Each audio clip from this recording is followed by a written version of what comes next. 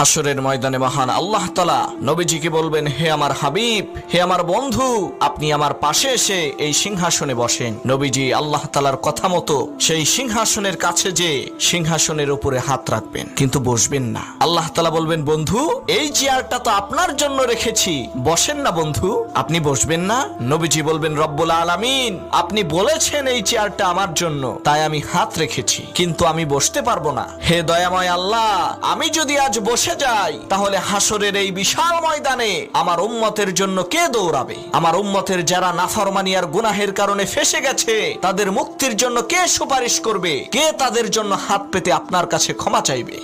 হাসরের ময়দানে মহান আল্লাহ তাআলা নবীজিকে বলবেন, হে আমার হাবিব, হে আমার বন্ধু, আপনি আমার পাশে এসে এই সিংহাসনে বসেন। নবীজি আল্লাহ তাআলার কথা মতো সেই সিংহাসনের কাছে যে সিংহাসনের উপরে হাত রাখবেন, কিন্তু বসবেন না। আল্লাহ তাআলা বলবেন, বন্ধু,